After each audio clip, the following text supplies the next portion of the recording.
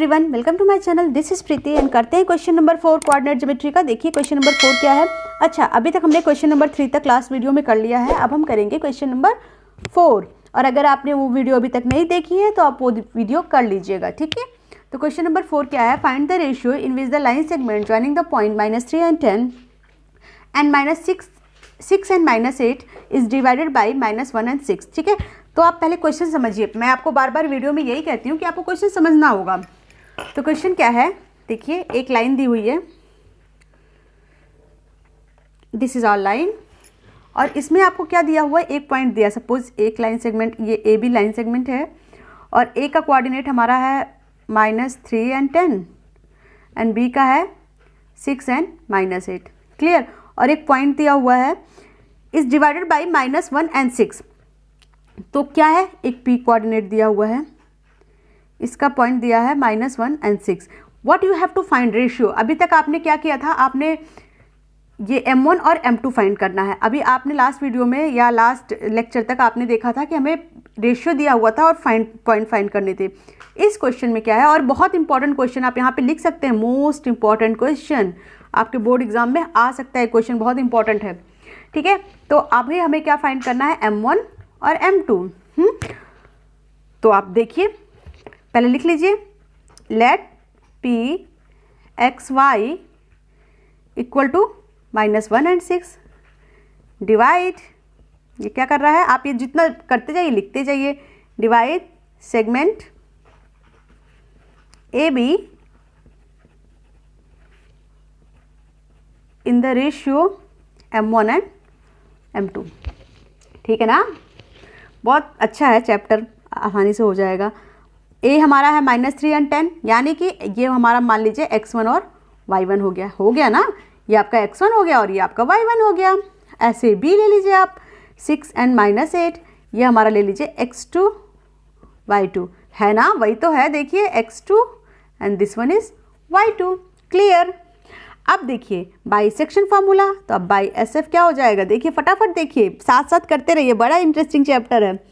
M1 x2 plus M2 x1 upon M1 plus M2, यही था ना x बराबर, और y बराबर क्या था। आप इन दोनों में से किसी में भी एक में वैल्यू पुट करके आसानी से आंसर निकाल सकते हैं, ठीक है। तो हमने ये x वाला भी लिखा है, y वाला भी लिखा है, लेकिन हमें दोनों में वैल्यू रखने की जरूरत नहीं, आप किसी एक से भी फाइंड कर सकते हैं, ठीक है। तो सपोज हमने पहले x वाले से किया, x की वैल्यू क्या है, यहाँ पे x की वैल्यू आपकी है -1 और M1 की वैल्यू कितनी है, देखिए बुक में देखिए अपने, M1 की वैल्यू यहाँ से क्या निकली, M1 की वैल्यू नहीं पता हमें ना, M1 इंटू x2 की वैल्यू कितनी है, x1 और x2 की 6 प्लस M2 नहीं दी हुई है, x1 कितना है -3 अपॉन M1 प्लस M2। हम इस वाले वैल्यू में रख के आंसर निकाल रहे हैं, ठीक है। अभी y को हम नहीं टच कर रहे हैं। फटाफट कैलकुलेट करिए बच्चों, बहुत आसान है। Equal to 6M1 -3M2 upon M1 plus M2। अब इसको हम इस साइड ले जाएंगे मल्टीप्लिकेशन करके, तो क्या हो जाएगा, -M1 -M2 equal to 6M1 -3M2, simple. अब आप -M1 और -6M1 equal to -3M2 plus M2, तो ये कितना हो गया, -7M1 इक्वल टू -2M2, है ना। तो अब यहाँ से माइनस कट के प्लस हो गया, तो M1 अपॉन M2 आपके पास क्या हो गया, M1 अपॉन M2, ये M2 नीचे आ गया और 2 यहीं का यहीं रहा, 2/7, तो आ गया M1 ratio M2 equal to 2/7 या 2:7। सिंपल, बहुत आसान था। आपको क्या फाइंड करना था, M1 M2। आप चाहे तो यही वैल्यू आप सीधे y में भी रख के निकाल सकते हैं, y की जगह पे आप 6 रखेंगे और y1 y2 की वैल्यू रखेंगे, क्लियर। देखिए नेक्स्ट क्वेश्चन क्या है बच्चों, find the ratio in which the line segment joining A15 and B -45 is divided by x axis, also find the coordinate of the point of division. ये भी बहुत important question है, जल्दी से लगाइए फटाफट, इंपॉर्टेंट, हाँ आ सकता है एग्जाम में। अब करते हैं, समझते हैं क्वेश्चन क्या है। फाइंड द रेशियो, आपको इसमें भी आपको क्या फाइंड करना है, M1 M2 ही फाइंड करना है, बट ये देखिए, this is the line, okay. And आपको ये दिया हुआ है, A आपका दिया है 15 और B दिया है -4 and 5 is divided by x axis, also find the coordinate. ये कोई एक्सिस है, ये x एक्सिस है, ठीक है, इसको डिवाइड कर रहा है।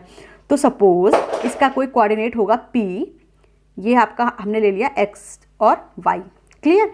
इसको डिवाइड कर रहा है तो सबसे पहले समझिए, अगर ये x एक्सिस को डिवाइड कर रहा है तो इसका y कोऑर्डिनेट क्या होगा, 0, क्योंकि x एक्सिस पर y कोऑर्डिनेट क्या होता है, 0 होता है, ठीक है। तो आप यहाँ पे लिख सकते हैं let pxy lies on x axis. देखिए x एक्सिस पे आपको पता है ग्राफ में ना, x एक्सिस पे कुछ भी लाई करता है तो y कोऑर्डिनेट क्या होता है, 0 होता है। तो आप लिख दीजिए then y equal to 0, simple. और a आपका हुआ है 1 5, x1 y1 है ये, ठीक है। और b हमारा है -4 और 5, ये आपका है x2 y2, ये आपका कोऑर्डिनेट मिल गया, x1 मिल गया, y1 मिल गया। अब आप लगाइए बाइसेक्शन फार्मूला, लिखिए बाई SF लिखिए, फार्मूला याद है ना, चूंकि y कोऑर्डिनेट 0 है, हमें इन दोनों में किसका वैल्यू पता है, x का कि y का, y का।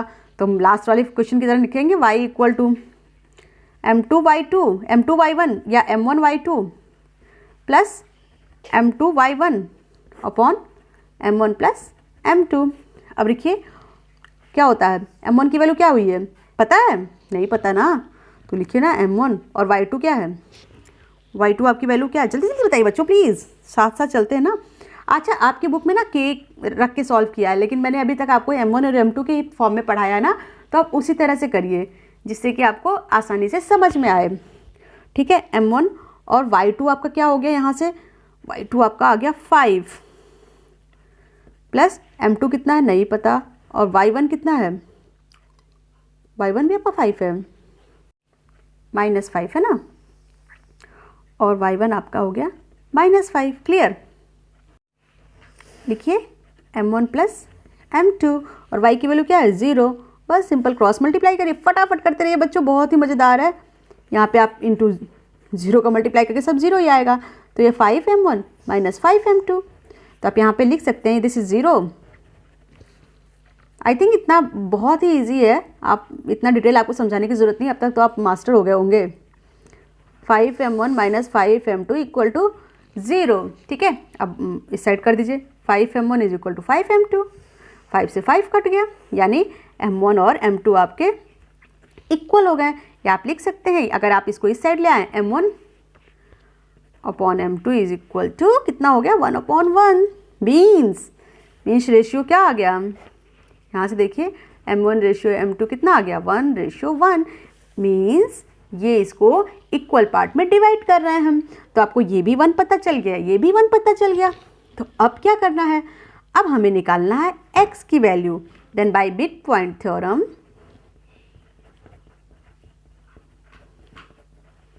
क्या था मिड पॉइंट फार्मूला, अगर 1 1 है तो क्या निकालेंगे, x होता है x1 प्लस x2 अपॉन 2। तो x1 क्या है 1 और x2 क्या है -4/2, तो ये हो गया -3/2। x की वैल्यू आ गई -3/2, तो पॉइंट्स हो गया, पॉइंट क्या आ गया आपका -3/2 एंड 0। अरे कहाँ चले गए, क्वेश्चन नंबर 6 भी करने हैं अभी। If 1, 2 and 4, y and x, 6 and 3, 5 are the vertices of parallelogram taken in order, find x and y। Clear, question समझते हैं। हाँ, सबसे पहले क्या समझते हैं, क्वेश्चन। अरे वाह, आप तो मास्टर हो गए भाई। ये लिया, हम बनाते हैं पैरेललोग्राम। दिस इज योर, क्या होता है पैरेललोग्राम, 2 लाइन पैरेलल होती है ना, ये देखिए लाइंस आपकी पैरेलल हैं, ये आपका पैरेललोग्राम बन गया, ठीक है। अब इसने बोला इसके कुछ कोऑर्डिनेट्स क्या क्या हैं, 1, 2, 4, y, x, 6 और 3, 5। अब इसके क्या करना, हमें ये डायगोनल्स को मैच करना है। मैं आपको डायग्राम में समझा रही हूँ, आपको बहुत अच्छे से समझ में आएगा, यकीन मानिए मेरा, ठीक है। तो अब लिख दीजिए आप इसको O। अच्छा, आपको एक चीज़ समझ में आई, देखिए this is the mid point, क्योंकि जहाँ पे 2 डायगोनल बाइसेक्ट करते हैं वो तो मिड पॉइंट होता है ना, यहाँ पे दोनों डायगोनल बाइसेक्ट करना है, तो this is the mid point of line. This आप इसको नाम दे दीजिए A B C D, clear.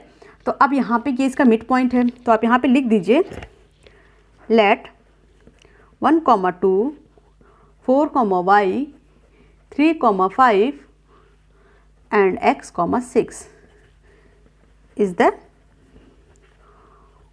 coordinate of A, B, C, D. Clear? A, B, C, D क्या है? वर्टिसेस हैं, तो आप ये भी लिख दीजिए, parallelogram A, B, C, D, and O is midpoint. Why O is midpoint? Because ये क्या है? AC and BD also divide these diagonals. ये आप सब लिख दिया करिए, इन सब के मार्क्स होते हैं, जरूर लिखा करिए, ठीक है?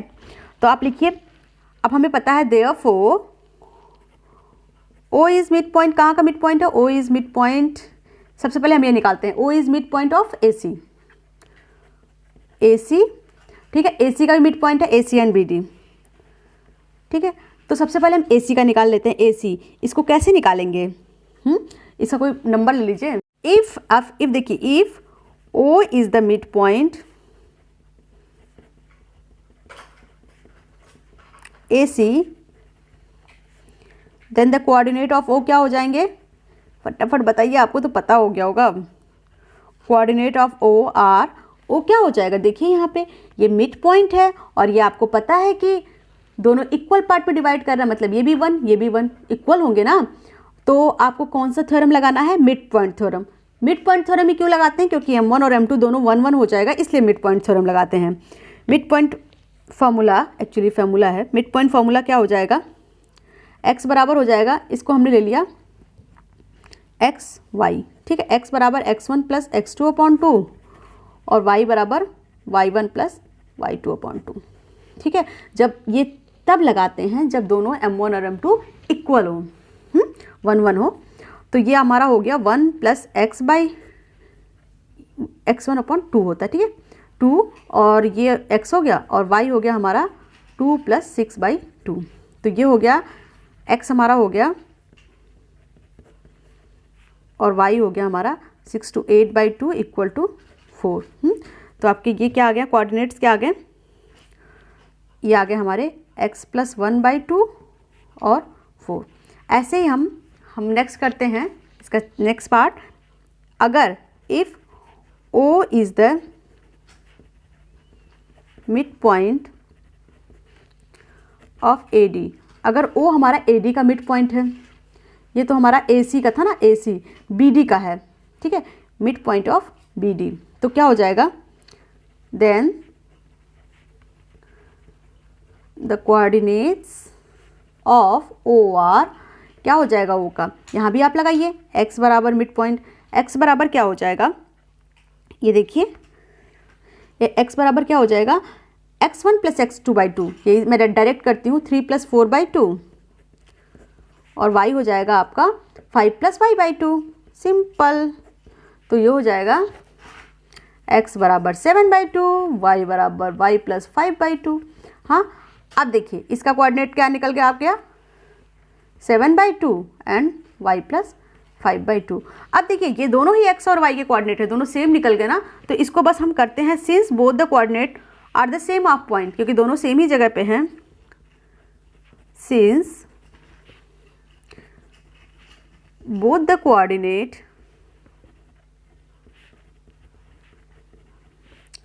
Are the same point O, then x1 plus 1 by 2 equal to 7, ठीक है? क्लियर? ये x1 प्लस 1 बाई 2 7 बाई 2 के इक्वल हो जाएगा और ये हो जाएगा दूसरा वाला हमारा y plus 5 by 2 equal to 4। अब आप यहाँ से x की वैल्यू निकाल लीजिए, कैसे निकलेगा? बहुत सिंपल, कट हो गया, 2 इक्वल है, x बराबर हो गया 7 माइनस 1, दिस इम्प्लाइज x बराबर 6। यहाँ पे इसका मल्टीप्लाई हो जाएगा, y plus 5 equal to 8, y equal to 8 minus 5 equal to 3, ठीक है? आ गया ना? तो हमारे कोऑर्डिनेट्स क्या हो गए? 6 एंड 3। देखा कितना सिंपल था। नेक्स्ट क्वेश्चन देखिए हमारा क्या है? फाइंड द 7 नंबर, बुक खोलिए। Find the coordinate of point A where AB is the diameter of circle whose centre is 2 and -3 and B is 1/4। Suppose this is a circle and this is a centre of circle, okay. और यहाँ पे diameter दिया हुआ है, तो diameter जो भी line centre से पास होती है वो डायमीटर होती है ना। दो सर्कमफेरेंस के 2 पॉइंट को टच करते हुए सेंटर से जो लाइन पास होती है उसको हम कहते हैं डायमीटर, ठीक है। ये आपको पता हो गया। इसमें दिया है कि डायमीटर हमारा कितना है, पहले हम AB of diameter of circle, centre हमारा कितना है 2 and -3 and this is a A point, this is a O point and this is a B point. B point आपका क्या है 1 और 4, ठीक है। बहुत ईजी है, तो आप ले लीजिए इसको, हमने x और y ले लिया। अभी तक आपको ये निकालना होता था, रेशियो निकालना होता था, अब पहली बार आपको A निकालना है, ठीक है, कॉर्नर भी निकालना है। तो अब बस फटाफट लिखिए, लेट द कोऑर्डिनेट, और अपने स्पीड भी बढ़ाइए आप, पॉइंट AB x, y, ठीक है। अब देखिए हमारा क्या है mid point, mid point AB क्या हो गया 2 - 3 विच इज सेंटर। अब देखिए हमारा फॉर्मूला क्या होता था, फॉर्मूले में यही होता था ना कि x बराबर m1x2 और y बराबर होता था m1y2 प्लस ये m1x2 m2x1, m1y2 और m2y1 upon m1 plus m2। फटाफट वैल्यू रखिए, ठीक है। x की वैल्यू क्या है, देखिए x की वैल्यू ही दे रखी है यहाँ पे 2। m1 की वैल्यू क्या है, m1 की वैल्यू है कुछ, हाँ अब पता चला m1 की वैल्यू क्या है। देखिए इसने बोला कि ये सेंटर है, ये एक पॉइंट है B, ये एक पॉइंट है A, तो OA क्या हुआ, इसका रेडियस हुआ, OB क्या हुआ, रेडियस हुआ। तो सेंटर से सर्कमफेरेंस को जितनी भी लाइन टच करेंगी वो सब रेडियस होंगी और सारी इक्वल होंगी। तो मीन्स ये 1 और ये भी 1 बिकॉज दे आर इक्वल। तो आप यहाँ पे मिड पॉइंट थ्योरम भी लगा सकते हैं, ठीक है। x1 + x2/2 मैं यहाँ पे रख देती हूँ, कोई फ़र्क नहीं है। 1 इंटू x2 क्या है, x2 आपका 1 प्लस m2 x1, ठीक है। m2 यहाँ पे आप ले लीजिए x1 y1, ठीक है, जिससे आपका समझ में आ जाए, क्लियर रहे। चलो रखिए m1 x2 क्या था 1 और x2 क्या था 1 और m1 1 इंटू x1 अपॉन 2। तो ये हो गया क्या 2 equal to 1 plus x1 upon 2, ठीक है। अब हमारा क्या आ गया x1 + 1 = 4, देन x1 कितना आ गया 4 - 1, x1 आ गया आपका 3। ये इसकी वैल्यू आ गई 3। अब यहाँ से y1 की वैल्यू रखिए, y आप डायरेक्ट मिड पॉइंट फार्मूला लगाया करिए, m1 से कन्फ्यूजन हो जा रहा है तो कोई दिक्कत नहीं है। 1 y2 क्या है, जल्दी से बताइए मुझे, y2 कहाँ है, दिस इज y2 4 + 1, y1 कहाँ है, y1 तो y1 है और ये 1 + 1 और ये y2 क्या है, y क्या है, y this is -3, 4 + y1 upon 2, देन 4 + y1 = -6। y1 क्या हो गया, देखिए -6 - 4, y1 कितना हो गया -10। तो आप लिख दीजिए therefore x बराबर 3 एंड y बराबर -10। तो यहाँ पे 3 और -10 इसके कोऑर्डिनेट्स हो जाएंगे, क्लियर। नेक्स्ट क्वेश्चन है 8। If a and b are -2 and -2 and 2 and -4 respectively, find the coordinate of p such that AP = 3/7 AB and p lies on line segment AB। ठीक है, सबसे पहले क्वेश्चन समझते हैं, जल्दी से उठाइए स्केल और समझिए question. This is the line, ठीक है, इसका है A और B। A आपका है -2 और B आपका है 2 and -4, क्लियर। अब यहाँ पे एक पॉइंट है P, ठीक है। अब देखिए सबसे पहले दिया क्या है हमें, AP अपॉन AB, मतलब AP अपॉन AB हमारा दिया है 3/7 AB, मतलब ये पूरी लाइन 7 है और ये लाइन 3 है। तो PB कितना हो जाएगा, PB जो हो जाएगा वो हो जाएगा AP minus AB minus AP, तो ये हो जाएगा 7 - 3 = 4।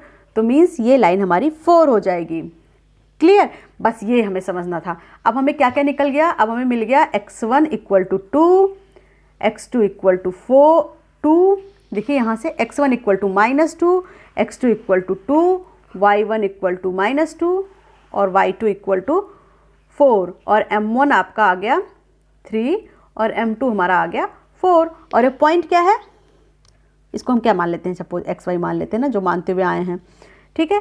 तो आप ये लिखिए देयरफॉर AP, ये m1 m2 3 और 4 क्यों हो गया, क्योंकि यहाँ पे लिखिए therefore AP ratio PB equal to 3:4, ठीक है। अब फटाफट करते हैं, ठीक है। यहाँ लिख दीजिए फटाफट, जो लिखना भी ज़रूरी पड़ता है ना, क्योंकि लिखना तो पड़ता ही है एग्ज़ाम में, ये सब तो आपको प्रेजेंट करना है, आपको जानने के बाद भी लिखना पड़ता है, तो लिखना तो ज़रूरी पार्ट है। Segment AB in the ratio of, अब तो आपको जुबान पे आ गया होगा कैसे करना है। तो सबसे पहले हम क्या निकलते हैं, x1, फॉर्मूला रखिए फटाफट, m1 x2 plus m2 x1 upon m1 plus m2। जल्दी वैल्यू रखिए फटाफट। m1 कितना है, m1 कहाँ गया, देखिए ना, m1 है आपका 3 इंटू 2, क्योंकि x2 हमारा 2 है ना, प्लस m2 आपका है 4 और ये -2 अपॉन 3 प्लस 4, ठीक है। तो ये कितना हो गया, 3 2 = 6 -8 अपॉन 7, तो ये हो गया -2 अपॉन 7। तो आपका आ गया x1 बराबर -2 अपॉन 7। तो ये पॉइंट आ गया आपका -2/7, ठीक है, x1। अब ऐसे हम फटाफट y2 निकाल लेते हैं, है ना बच्चों। y2 जो होता है m1 y2 plus m2 y1 upon m1 plus m2। Value रखिए, m1 की 3 इंटू -4, 4 इंटू -2 अपॉन ये कितना हो गया 3 प्लस 4, 3 4 जा -12 -8 अपॉन 7, तो ये आ गया -20 अपॉन 7। तो आपकी क्या हो गया, x1 और y1, या इसको x ही लिया था ना, इसको x ले लीजिए ना, x और y क्या हो गया -2/7 एंड -20/7, ठीक है। ये आपके कोऑर्डिनेट आ गए। देखिए नेक्स्ट क्वेश्चन क्या है, find the coordinate of the point which divide the line segment joining A -2 and 2 and B 2 and 8 into 4 equal parts, ठीक है। इसको 2 इक्वल पार्ट्स में, 4 इक्वल पार्ट्स में करते हैं। सो क्वेश्चन क्या करेंगे, समझेंगे। तो सबसे पहले क्वेश्चन समझने के लिए एक लाइन बनाइए आप, थोड़ा लाइन जल्दी से, पसंद आए तो लाइक करो यार। ये हो गया हमारा पॉइंट, ठीक है। इसके लाइन सेगमेंट दिए हुए हैं, हाँ दिया तो है, A और B। देखो भाई ये कैमरे का भी दिक्कत है, ये B, ये आ गया -2 and 2 और ये आ गया 2 और 8। इसको 4 इक्वल पार्ट्स में डिवाइड कर रहे हैं, ठीक है, 1 2 3। ये देखिए एक पॉइंट, कोई और पेन यूज़ करूँ, देखिए ये हो गया 1, this is 2, this is 3 and this is 4। ये 4 इक्वल पार्ट्स में इसको डिवाइड कर रहे हैं। अब देखिए समझते हैं ना, ये सपोज ये पॉइंट आप ले लीजिए, कुछ क्या लेंगे, P ले लेते हैं, इसको ले लेते हैं Q, इसको ले लेते हैं Z। अब इसका भी हमने XY ले लिया, और इसका कोऑर्डिनेट भी ले लिया, या आप मत ही लीजिए, PQZ ही रख दीजिए, कोई बात नहीं। तो देखिए P के लिए हमारा M1 क्या हो जाएगा, देखिए P के लिए अगर हम सिर्फ P की बात करते हैं, P की, तो ये हो जाएगा P के लिए, ये ध्यान से समझिएगा, ये AP कितना डिस्टेंस है 1, ये 1 ये 1 ये 1 ये 1, ठीक है। तो P के लिए ये हमारा हो गया 1, और ये P से लेके B तक कितना हो गया, P से B तक कितना हो जाएगा 1 2 3। समझाती हूँ मैं आपको, ये देखिए एक लाइन बनाइए, जल्दी से ड्रॉ करिए।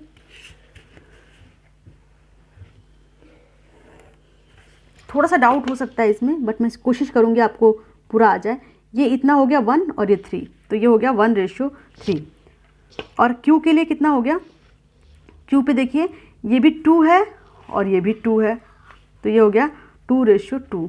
और Z के लिए क्या है, इतनी दूरी कितनी है, देखिए इतनी दूरी कितनी हो जाएगी 1 2 3, ठीक है 3, और ये Z से P तक कितनी हो जाएगी 3:1। इसको P को लिख सकते हैं आप ना ऐसे, AP/PB, तो हो जाएगा 1/3।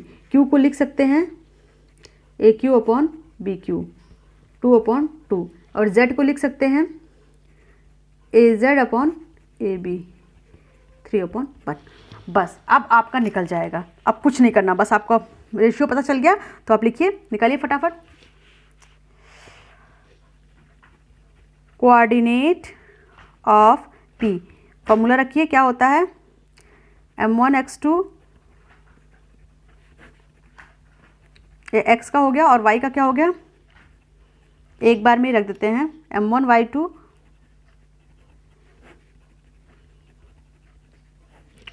वैल्यू रखते हैं।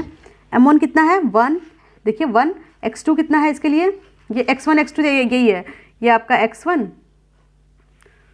देखिए कैसे दिखाती हूँ मैं आपको, इधर करती हूँ, क्लियर, x1 और ये y1, ये x2 और ये y2, फटाफट वैल्यू रखिए। सारा गेम वैल्यू रखने का ये है, +3 इंटू -2 अपॉन 1 + 3, और ये हो गया 1 इंटू 8 + 3 इंटू 2 अपॉन 1 + 3, क्लियर। अब ये हो गया 2, कितना हो गया, 2 × 1 = 2 - 6/4, और ये हो गया 8 × 1 = 8 + 6/4, तो ये कितना हो गया 2 and -6 -4/4, और 8 6 14/4, तो ये हो गया 2 2 = 4, और ये हो गया -1। तो आपका कोऑर्डिनेट ऑफ P क्या हो गए, देखिए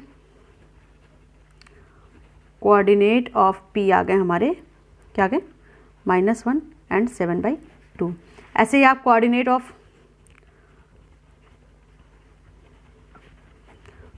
Q रख लेंगे, इसी वैल्यू में सेम आप वैल्यू पुट करेंगे, बस m1 और m2 की वैल्यू डिफरेंट पुट करेंगे, तो m1 की वैल्यू यहाँ पे क्या हो जाएगी, m1 और m2 की वैल्यू बस हमें डिफर पुट करनी है, तो m1 हो जाएगा, अब देखिए m1 और m2 सेम है, ठीक है, यहाँ पे m1 और m2 सेम है, तो हम यहाँ पे मिड पॉइंट थ्योरम लगा लेते हैं, तो ये हो जाएगा x1 + x2/2 और y1 + y2/2, क्योंकि देखिए 2:2, मैंने कहा है जब सेम रहेंगे तो आप मिड पॉइंट थ्योरम लगा लेंगे, तो बस यहाँ पे मिड पॉइंट थ्योरम लगाया, x1 कितना हो गया 2 + -2/2, और y कितना हो गया 2 + 8/2, तो ये हमारा कितना हो गया 2 - 2/2 और 10/2, तो ये आ गया हमारा 0/2 and 5, क्लियर। तो आपका ये कोऑर्डिनेट ऑफ Q क्या आ गया 0 and 5, this is the Q coordinate आ गया, Q कोऑर्डिनेट, ठीक है। अब बस ये क्लास निकालना हमें, कोऑर्डिनेट ऑफ Z, बस इसमें हम रखते हैं m1 x1, इस वाले फार्मूले में वैल्यू रखते हैं डायरेक्ट, और बस Z m की वैल्यू 3 और 1 रखते हैं, सिंपल, कुछ करना नहीं है, बस वैल्यू ही रखना है, सब सारा खेला इसी का है बच्चों। 3 + 1 इंटू 3 इंटू 8, ठीक है। अब तो आपको आसान लगने लगी होगी, ज़्यादा कुछ आ भी नहीं रहा, इसका सिलेबस भी रिड्यूस है, तो ये हो गया 3 × 2 = 6 प्लस -2/4, और ये हो गया 8 × 3 = 24 + 2 4, तो ये हो गया 6 - 2 कितना हो गया 4/4, और ये 26/4, तो ये आ गया 1 और ये आ गया 13, तो इसका कोऑर्डिनेट क्या हो गया 1 और 13, ठीक है। बस इस तरह से आप कर लेंगे क्वेश्चन नंबर 9।